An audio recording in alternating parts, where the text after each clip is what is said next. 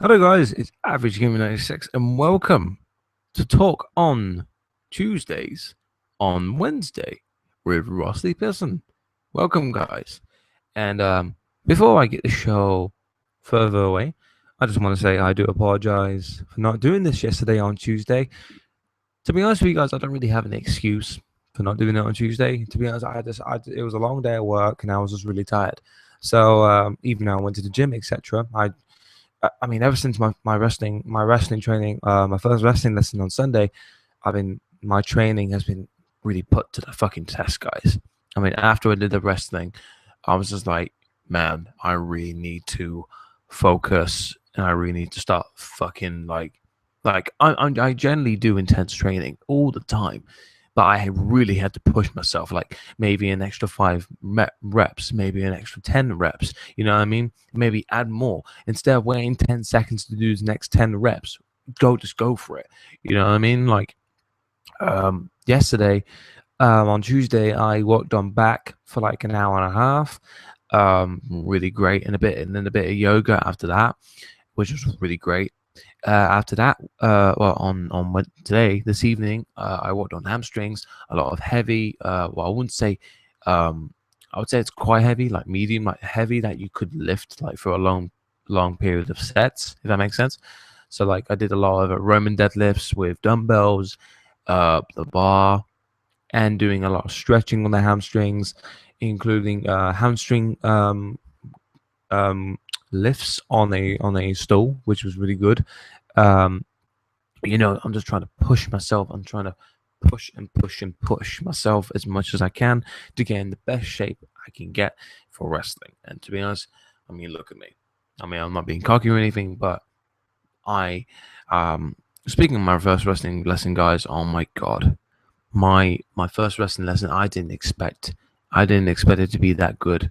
It was fucking fantastic. 4 hours of amazing training. Um, it was literally the best thing that has ever happened to me. I want to thank my friend Sean Wright, and George Anderson. They're two really good friends of mine. I did mention them.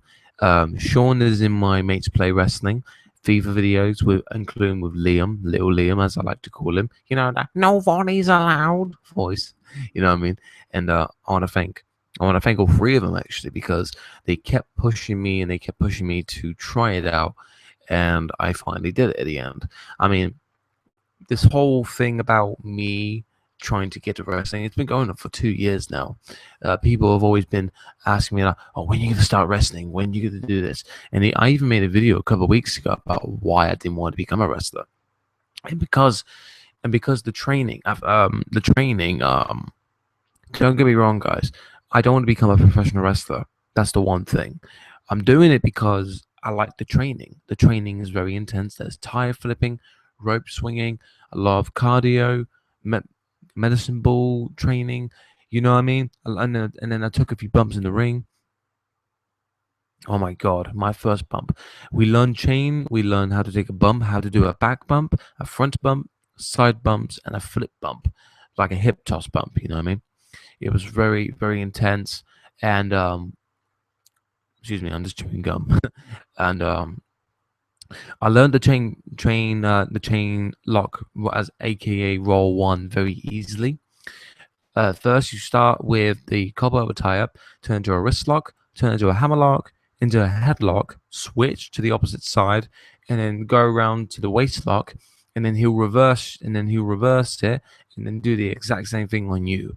And it's or after you've done your roll one, you turn around to do a suplex or a body slam. That's what we learned. That's all we learned. But at the same time, it was so intense, and that was only the basics. The basics are so important in wrestling, and I definitely know that now. And the pump was that hard. I mean, I got in the ring with a professional, and I'm going to tell you something now, guys.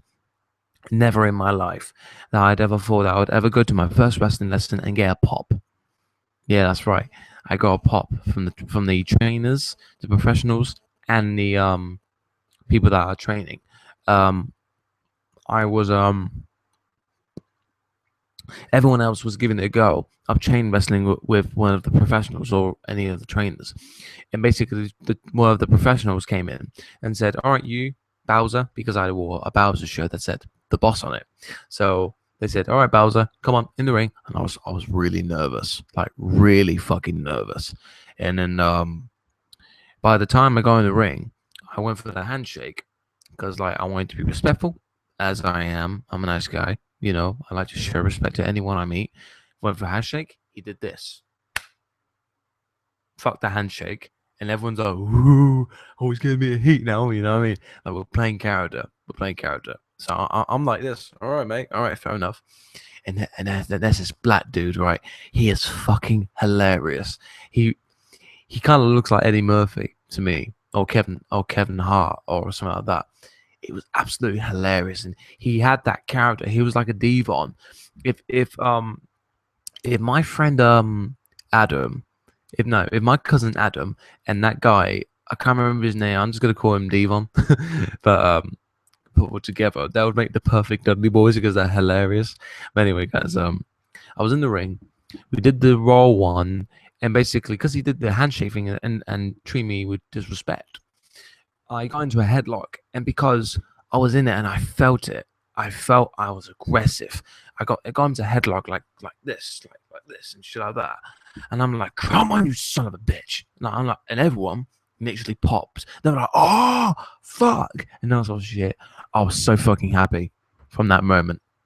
That the fact that Sean, the trainer, Sean Voss. I want to say thank you to him and to Toby, Ralph, I think his name, and Daryl. That all the trainers. Daryl is a fucking buffed up bloke, and he's very intense in the ring.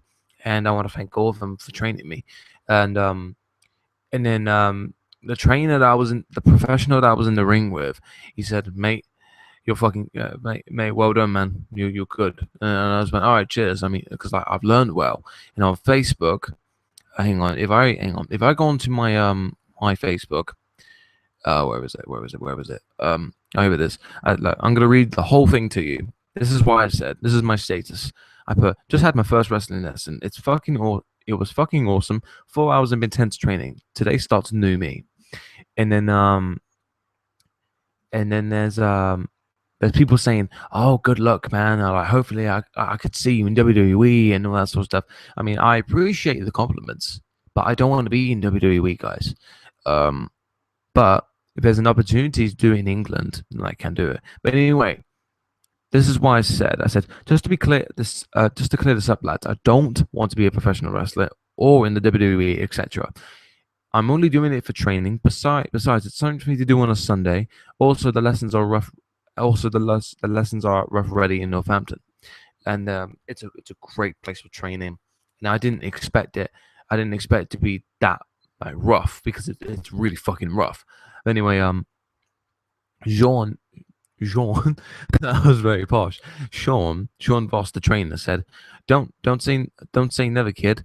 From what I saw, you had some natural skill, but I'm glad you enjoyed the session, and we'll see you next week."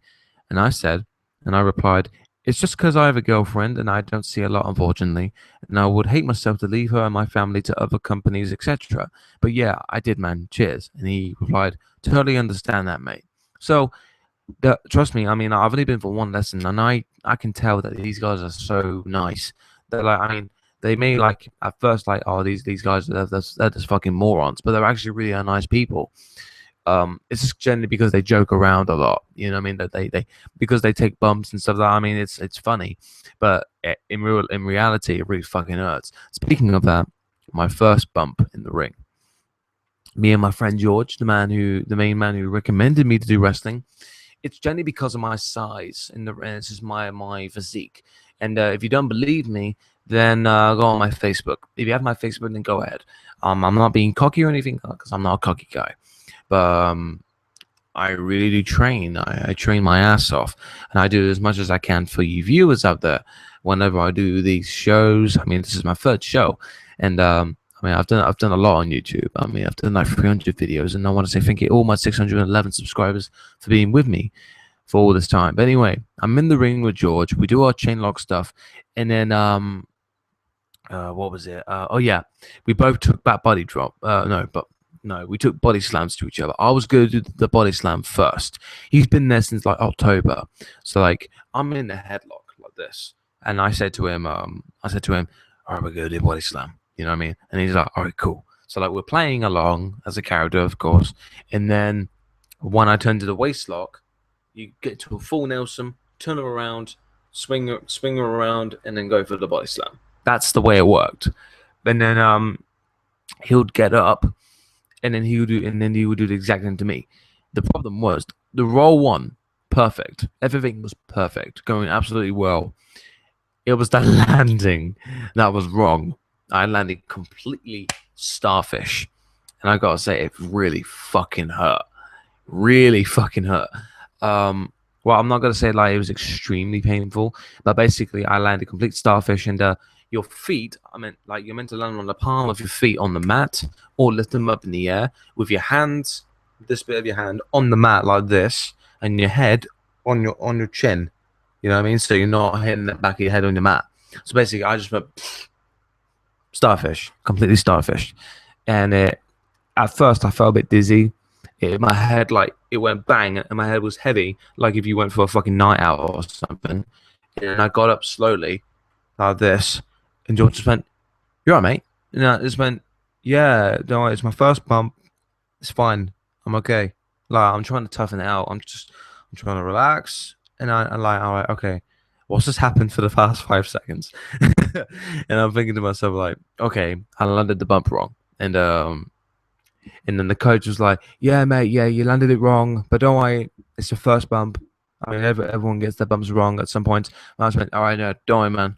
Let me just take it easy." So I got out of the ring. The ring was fucking high as fuck. It was a.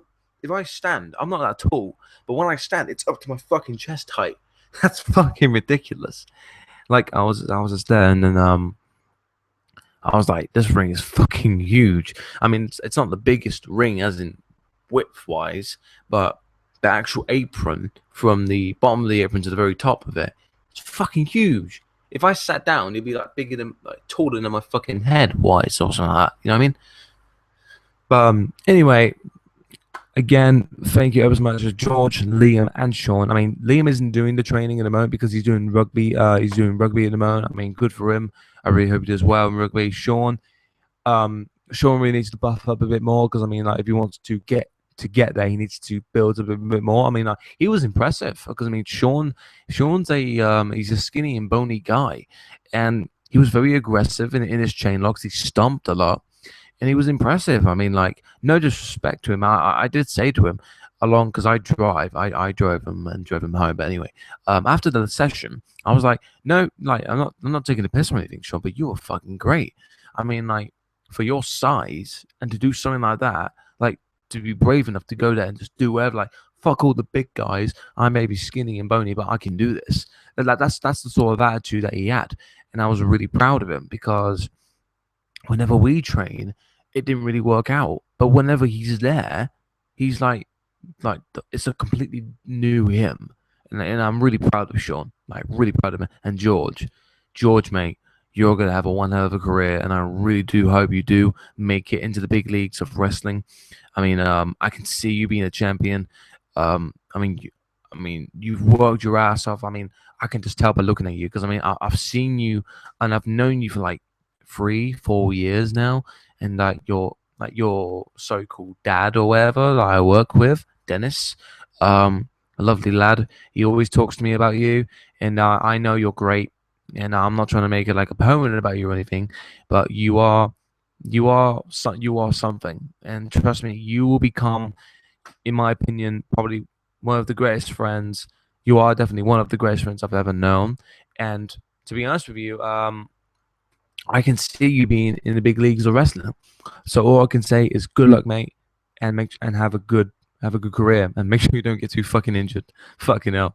I mean, I know how wrestling can be very hard and everything, but and Liam, right, I recommend it, man. Recommend it. I'm gonna still go there on Sundays. I'm still gonna train, and I'm gonna still working my fucking ass off as I always fucking do. I go to work 6:30. No. Start 7:30. End at 5:30. I go home. I eat and train, sleep, do the same thing over and over again. You know, people like people will obviously criticize you for like anything you do, but if you work hard and you train hard, then there's nothing that they can take away from you. So that's all I've got to say. I mean, I've been training my fucking ass off for the past past close to 3 years. So I've got nothing else to say. But anyway, let's head on to wrestling now. I've been on there for like 20 minutes now. I think I've all been talking about my fucking wrestling, but it was fantastic. But anyway, all right, guys, Fastlane. John Cena on Raw apparently was injured. Apparently he got injured from the almighty Rusev, and apparently when he smashed through the didn't go through it, but when he got hit on the Titron, apparently he got injured. So this is a good thing and a bad thing business wise.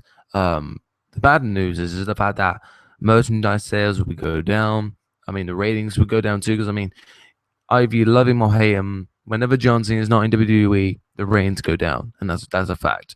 But anyway, and the good news is that the fact that Rusev could get a clean win at Fastlane. That is the one concept that is actually really good in this situation.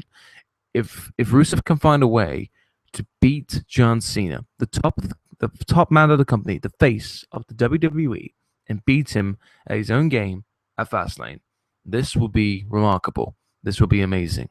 Especially for Rusev's career to be undefeated, and then probably John Cena will be in WrestleMania. You know, I mean, WrestleMania is the show of all shows in wrestling, and especially to the WWE. And if John Cena beats Rusev at WrestleMania, then in my opinion, who else is there for Rusev to be beaten by? John Cena.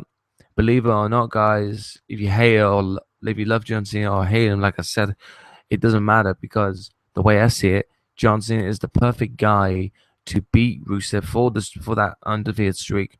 The fact that John Cena is the top guy of the company, there is pretty much nobody in the company that could beat Rusev, and it's a lot more realistic just generally because of John Cena's size, his character, and you know, I mean, I'm sorry. Sorry, I got a text from my buddy Sean. Now, basically, one thing before I carry on with Fastlane, I strained his back.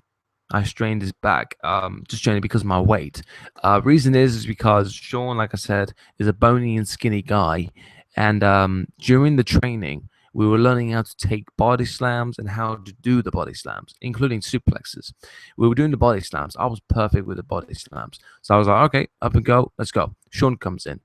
And then I do it to him. He was the last one for me to do it to. Then we switch. Nate does it to me. And then he does it to the others. But then I'm in the position about to be slammed. And I'm meant to do a jump, which I did. But he couldn't carry me. He was like this. He was like that. And he fucking strained his back, and I said, "Land, just fall back." So we land on the mat safely.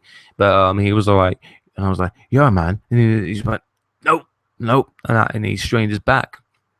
So there was nothing I could do. I mean, like, he just couldn't help me because he didn't have the body strength. But oh well. Okay, I'm a fat bastard now. But anyway, let's carry on.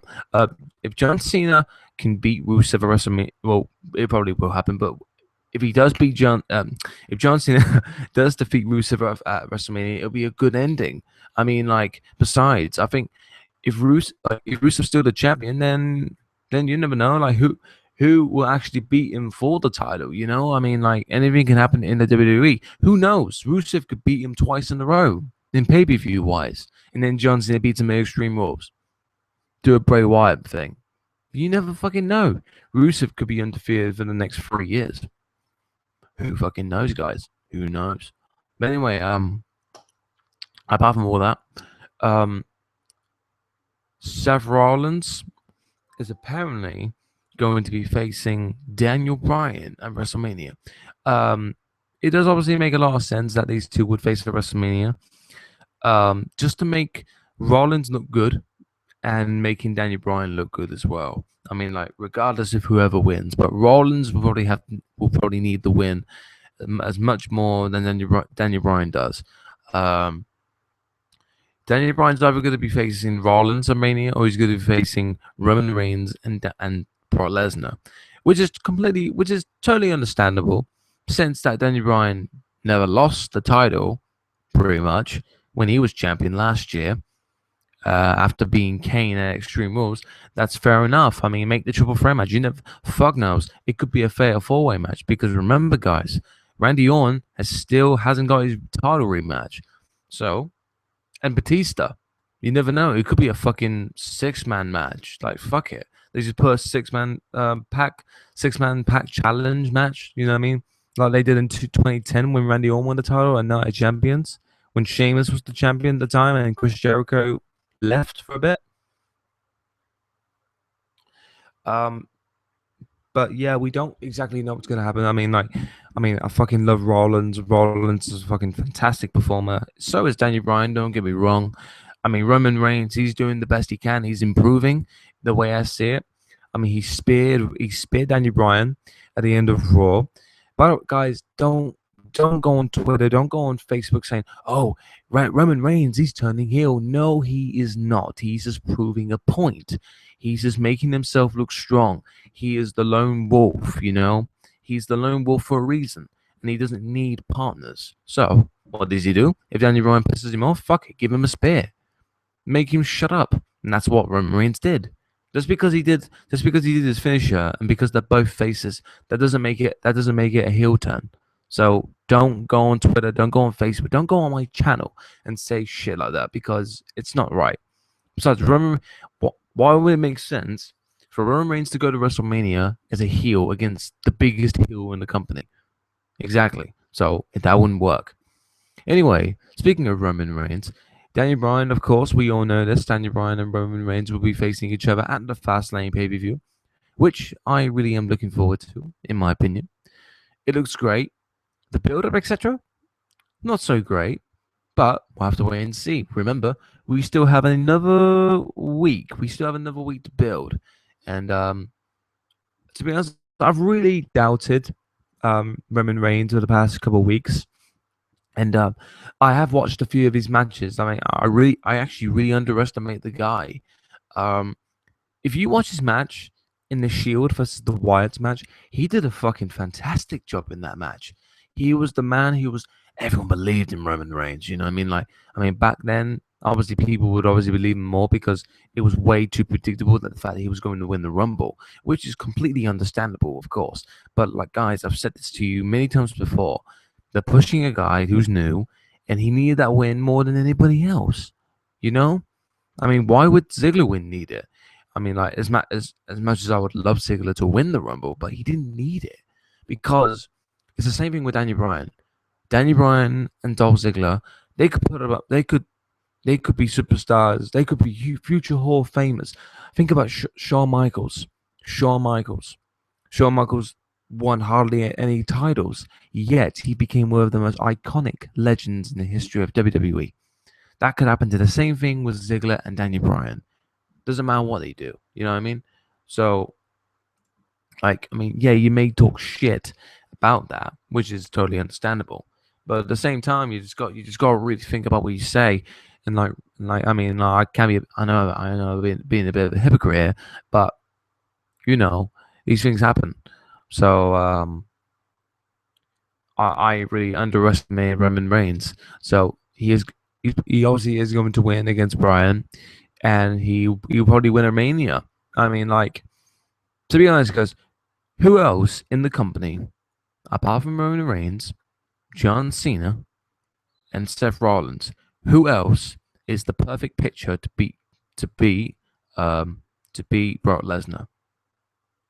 No one. Undertaker? No, because that doesn't make any sense. Exactly. So they're the 3 people in the list of people that can possibly beat Brock Lesnar. I mean, like, look at John Cena. He's had countless matches now with Brock Lesnar. He can't get it done. But he could have got it done if Rollins never got involved. Seth Rollins at Royal Rumble. Oh my God. I've said this before and I'll say it again. Rollins he performed his character, his role perfectly at the Royal Rumble this year. He played that role so brilliantly, so perfectly too. You know what I mean? his character is meant to be this guy who hides behind security guards, gets the money from the authority. He becomes the rich boy, he becomes the golden boy, and he's believable in that match, in that one match. That match, I guarantee you, will be a very underrated match in future time when people will forget about it. It's one of the matches it's like Regal and Chris Benoit. Their matches are so underrated that the fact that they're rough as fuck, and the fact Lesnar versus Rollins versus Cena is such an underrated match. It really fucking is. It's going to be one of the matches in the future when you could be like, oh yeah, I remember that triple threat match, but then you forget it because someone mentioned it to you. You know what I mean? And and you forget about it until somebody mentions it. It's one of them matches. That match would be so underrated, and it's going to be one of the greatest Royal Rumble triple threat matches in history. Guarantee you. So I hope Rollins has got a hell of a future ahead of him. I mean, Lesnar, I don't know what's going to happen with Lesnar. He's probably going to lose a Mania. And for Cena, he's obviously going to go for face Rusev. And we're not so sure what's going on. I mean, Dean Ambrose. I feel sorry for Dean Ambrose. Dean Ambrose is a very underrated performer. And for him to lose against Rollins, it's good and bad, really, because I mean, nothing's really good happened to Dean Ambrose ever since the Wyatt rivalry at Survivor Series and TLC, and that's really it. Nothing's happening with Dean Ambrose, and the good thing about it is obviously it's pushing Seth Rollins and it's making him look stronger than ever. You know what I mean? Heading into new things, heading up to bigger things. You know what I mean? So what's gonna happen with Dean Ambrose? Oh, Sting on Raw. Oh my fucking god, Sting on Raw was amazing. His fucking Triple H was in the ring saying, if Sting wants to come in and do this and that, then why don't you just face me like a man? Come out here, come on, face me like a man and shit like that. And then there's a not pyro, on the Titron. There's like crows and trees and pictures of Sting, and they did this like weird promo thing where Triple H is in an interview with Michael Cole, and there's like paints of Sting's makeover on Triple H when he's talking to Michael Cole, and it's making like a wire sort of promo, and then you see different people dressed up as Sting in the corner in the crowd, so there'll be a light on him. It's like an Undertaker thing, he switches to bed to another, and then suddenly it goes all dark. Triple H turns around, Sting's right in front of him for like 2 seconds, blank again. Triple H is on the floor, shit himself, you know what I mean? And then no one's in the ring. Lights go on again. The Titron pops up saying, Triple H, I accept. So at Fastlane, Triple H and Sting will go face to face. Fuck knows what's going to happen. It's probably going to be a WrestleMania confirmed sort of match, saying that I will face you at WrestleMania and shit like that. You know what I mean? It would be a great way to get ratings on the show. Really good booking. Good booking for the WWE. I'll give it to them for that. Anyway, guys, I have nothing else to talk about. That is pretty much talk on Tuesdays with Ross on a Wednesday. I do apologize again for not doing this on a Tuesday. But anyway, guys, I will see you in the next video, and I'll see you on the next talk on Tuesdays with Ross. Have a good evening, guys. I love you all. Take care.